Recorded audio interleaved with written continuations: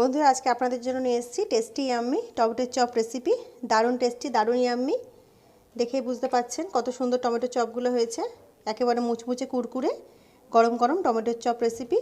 তো আশা করছি রেসিপিটি আপনাদের ভীষণ ভালো লাগবে। শুরু থেকে শেষ পর্যন্ত রেসিপিটি দেখবেন বন্ধুরা, রেসিপিটি আপনাদের ভীষণ ভালো লাগবে। ভীষণ ইয়াম্মি টেস্টি একটি রেসিপি। তো বন্ধুরা রেসিপিটি দারুণ হতে চলেছে, আমার সঙ্গে থাকুন এবং রেসিপিটি দেখতে থাকুন। টমেটো চপ বানানোর জন্য একটা ব্যাটার তৈরি করে নিতে হবে সবার প্রথমে। তো ব্যাটারটার জন্য আমি এখানে নিয়েছি বেসন আর নিয়েছি একটু কর্নফ্লাওয়ার। তো আমার কাছে বেসনটা কম ছিল বলে আমি কর্নফ্লাওয়ার ইউজ করছি। আপনারা শুধু বেসন দিয়ে ব্যাটারটা বানাবেন, তাহলে কিন্তু কোটিংটা আরও ভালো হবে। তো এর মধ্যে আমি দিয়ে দিচ্ছি একটু হলুদ গুঁড়ো, একটু লঙ্কা গুঁড়ো আর একদম এক চুটকি এতে দিচ্ছি আমি খাবার সোডা।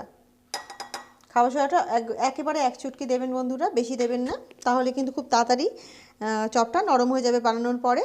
আর বেশি দিলে তিতও হয়ে যেতে পারে, সেই কারণে অতিরিক্ত একদমই দেবেন না, একেবারে এক চিমটে দেবেন। দিয়ে দিচ্ছি স্বাদ মতো লবণ। আর বন্ধুরা এর মধ্যে দিয়ে দিচ্ছি একটু জল, দিয়ে এটাকে আমরা সুন্দর করে একটা ব্যাটার বানিয়ে রাখবো।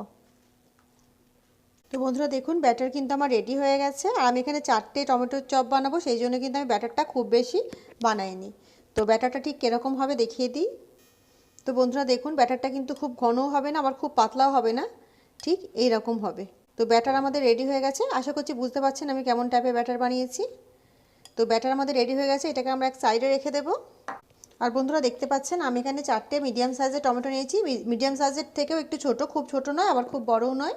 তো টমেটোর ভিতর থেকে কিন্তু আমি সব দানাগুলো বের করে দিয়েছি, টমেটোর যে দানা টানা থাকে সেইগুলোকে বের করে দিয়েছি। এইভাবে টমেটোগুলোকে তৈরি করে নেবেন। তো আমি এইভাবে 4টে টমেটোর দানা বের করে নিয়েছি। আর বন্ধুরা এই যে টমেটোর পাল্পটা আমি বের করে নিয়েছি, এটাকে কিন্তু ফেলে দেবো না, এটাকে আমি ফ্রিজে স্টোর করে রেখে দেবো, বিকজ কালকে যখন রান্না করব তখন এটা আমি ইউজ করে নেব। তো আপনারা এটাকে মাছ, মাংস, ডাল, সবজি যে কোনো তরকারিতে এটা ইউজ করতে পারেন। তো এটাকে আপনারা অবশ্যই রেখে দেবেন। তো বন্ধুরা চলুন আমরা পুরটাকে বানিয়ে ফেলি। বন্ধুরা পুর বানানোর জন্য আমি এখানে গ্যাস অন করে কড়া চাপিয়ে দিয়েছি আর নিয়ে নিচ্ছি অল্প একটু সর্ষের তেল। খুব বেশি নয় বন্ধুরা, 2-3 টেবিল স্পুন সর্ষের তেল নিলেই হবে। তেলটাকে আমরা একটু গরম করে নেব। বন্ধুরা তেল গরম হয়ে গেছে, এতে আমি একটু হিং দিয়ে দিচ্ছি ফোড়ন। শীতকালের সময় বন্ধুরা এসব চপ টপে হিং টিং দিয়ে বানালে কিন্তু দারুণ ভালো লাগে, টেস্টিও লাগে, আর অবশ্যই ঠান্ডার হাত থেকে একটু রক্ষা পাওয়া যায়। আর বন্ধুরা এখানে আমি দিয়ে দিচ্ছি গ্রেট করা রসুন। 1 চামচ গ্রেট করা রসুন দিলাম, আমি 1 চামচ গ্রেট করা আদা দিলাম। তো আপনারা এখানে আদা রসুনের পেস্টও ইউজ করতে পারেন। আর এর মধ্যে দিয়ে দিচ্ছি আমি হাফ পেঁয়াজ কুচি। খুব বেশি পেঁয়াজ কুচানোর এখানে দরকার নেই, হাফ পেঁয়াজই কিন্তু যথেষ্ট। এগুলোকে একটু ফ্রাই করে নিচ্ছি। এর সঙ্গে দিয়ে দিচ্ছি কাঁচা লঙ্কা কুচি। তো বন্ধুরা এটা কিন্তু অতিরিক্ত ফ্রাই করা দরকার নেই, জাস্ট পেঁয়াজটা হালকা একটু কালার চেঞ্জ হবে, হালকা ব্রাউন কালার হবে, অতটুকুই ফ্রাই করব। আর এটা অবশ্যই মিডিয়াম ফ্লেমে করবেন। তো বন্ধুরা দেখুন এর মধ্যে রসুনটা আর পেঁয়াজটা কিন্তু ব্রাউন হয়ে এসছে। এর মধ্যে আমি দিয়ে দিচ্ছি কটা মটরশুঁটি। জাস্ট একটু ফ্রাই করে নিচ্ছি মটরশুঁটিগুলো। বন্ধুরা দিয়ে দিচ্ছি স্বাদ মতো লবণ। এর মধ্যে ইউজ করছি আমি অল্প একটু হলুদ গুঁড়ো। যেহেতু কাঁচা লঙ্কা ইউজ করেছি আমি, সেই জন্য কিন্তু এতে আমি কোনো লঙ্কার গুঁড়ো ইউজ করছি না, জাস্ট একটু হলুদ গুঁড়ো দিলাম। আর এই সময় কিন্তু গ্যাসের ফ্লেমটা আমি কম করে দিলাম, যাতে মশলাটা পুড়ে না যায়। আর বন্ধুরা আমি সবসময় ঘরে একটা মশলা বানিয়ে রাখি, যেটা হচ্ছে ধনে, জিরে, গরম মশলা, শুকনো লঙ্কা, সেটাকে শুকনো খোলায় ভেজে আর আমি একটা পাউডার বানিয়ে রাখি। এটা আপনাদের অনেক রেসিপিতে আমি দেখিয়েছি। তো সেই পাউডারটা আমার সবসময় বানানো থাকে। তো সেই পাউডারটা আমি দিয়ে দিচ্ছি এখানে 1 টেবিল স্পুন মতো আমি এই পাউডারটাকে দিয়ে দিলাম। দারুণ ফ্লেভার আসে, মানে যখন চপ বা কোনো কিছু এইসব এরম টাইপের রেসিপি বানাবেন স্ন্যাক্স টাইপের, তখন কিন্তু এই মশলাটা অবশ্যই ব্যবহার করবেন, তাতে দারুণ ফ্লেভার আসবে। আর একটা মশলাই যথেষ্ট হয়ে যাবে, আর কোনো এক্সট্রা মশলা দরকারই হবে না। তো বন্ধুরা এর মধ্যে আমি দিয়ে দিচ্ছি সেদ্ধ করা 2টো মিডিয়াম সাইজের আলু, সেটাকে আমি ম্যাশ করে রেখেছিলাম, সেটাকে দিয়ে দিচ্ছি। এবার এই সব কটাকে আমরা খুব ভালো করে মিক্স করে নেব। চপে যদি দোকানের মতো ফ্লেভার আনতে চান বন্ধুরা, অবশ্যই আমি যে ভাজা মশলাটা ব্যবহার করলাম এটা করবেন, তাহলে কিন্তু একেবারে দোকানের মতো ফ্লেভারটা আসবে। তো এটাকে সুন্দর করে আমরা 2-3 মিনিট মতো একটু ফ্রাই করে নেব মশলার সঙ্গে।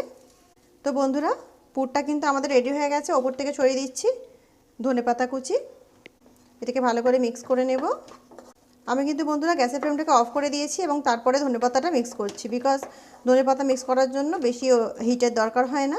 তো ব্যাস পুর আমাদের কিন্তু রেডি হয়ে গেছে। এটাকে আমরা একটা জায়গায় ঢেলে একটু ঠান্ডা করে নেব। তো বন্ধুরা দেখুন পুর কিন্তু আমাদের রেডি হয়ে গেছে। তো আমরা একটা স্পুনের সাহায্যে পুরগুলোকে এই টমেটোর মধ্যে ভরে নেব।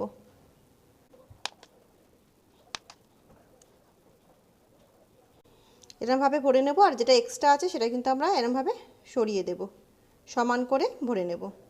তো বন্ধুরা এইভাবে আমরা প্রত্যেকটা টমেটোর মধ্যে পুর ভরে নেব। তো বন্ধুরা দেখুন আমি টমেটোগুলোর মধ্যে কিন্তু পুর ভরে নিয়েছি, আর আমি পুর অনেকটাই বানিয়েছি। তো আপনাদের এখন আমি 4টে ফ্রাই করে দেখিয়ে দেবো, বাকি পুরটা আমি পরে ইউজ করে নেব। তো চলুন আমরা চপগুলোকে ফ্রাই করে নিই। তো বন্ধুরা তেলটাকে মিডিয়াম হিট রাখবো, আর ব্যাটারের মধ্যে টমেটোগুলো নিয়ে আর এইভাবে আমরা ব্যাটারটাকে টমেটোর মধ্যে ভালো করে লাগিয়ে নেব। আর এইভাবে একটা করে তুলবো আর তেলের উপরে আমরা ছেড়ে দেবো, এইভাবে তুলবো আর তেলের উপরে ছেড়ে দেবো। আর বন্ধুরা অবশ্যই এটা মিডিয়াম ফ্লেমে করবেন, হাই ফ্লেমে নয়। উপর থেকে আরও একটু ব্যাটার দিয়ে দিচ্ছি যাতে সব দিকে কোটিংটা ভালোভাবে হয়। অবশ্যই ফ্রাইটা মিডিয়াম ফ্লেমে করবেন বন্ধুরা। মিডিয়াম ফ্লেমে ফ্রাইটা করলে কি হবে, তাহলে কিন্তু টমেটোটা ভিতর থেকে সুন্দরভাবে কুক হবে। তো বন্ধুরা এটা দেওয়ার পর ওপর থেকে একটু তেল ছিটিয়ে দেবেন যাতে কিন্তু ওপরে কোটিংটা ছেড়ে না যায়।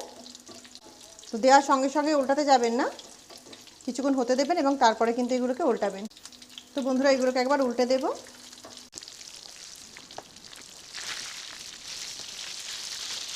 তো বন্ধুরা উল্টে পাল্টে সুন্দর করে আমরা চপগুলোকে ফ্রাই করে নেব। বন্ধুরা অবশ্যই এটাকে মিডিয়াম হিটে ফ্রাই করবেন, তাহলে কিন্তু টমেটোটা ভিতর থেকে সুন্দরভাবে কুক হয়ে যাবে। তো বন্ধুরা দেখতেই পাচ্ছেন টমেটোর চপ কিন্তু আমাদের একেবারে সুন্দরভাবে ফ্রাই হয়ে গেছে। তো গ্যাসের ফ্লেমটাকে অফ করে দেবো, এটাকে আমরা তুলে নেব। তো দেখুন কাছ থেকে দেখাচ্ছি ইয়াম্মি ইয়াম্মি একেবারে মুচমুচে টমেটোর চপ। তো চলুন এটাকে সার্ভ করে দেখাই। তো বন্ধুরা দেখতেই পাচ্ছেন টেস্টি অ্যান্ড ইয়াম্মি টমেটোর চপ কিন্তু আমাদের একেবারে রেডি হয়ে গেছে। দেখুন দারুণ টেস্টি আর দারুণ লাগছে গরম গরম টমেটোর চপ। অবশ্যই এটাকে গরম সার্ভ করবেন, আর সার্ভ করার আগে এটার উপরে একটু বিট নুন আর একটু চাট মশলা ছড়িয়ে সার্ভ করবেন। আর এটা গরম খেতেই ভালো লাগে, তো সঙ্গে সঙ্গে গরম করার পরেই কিন্তু সার্ভ করবেন। আর আমাদের কিন্তু টমেটো খুব ভালোভাবে কুক হয়ে গেছে, দেখেই বুঝতে পাচ্ছেন টমেটো খুব ভালোভাবে কুক হয়ে গেছে।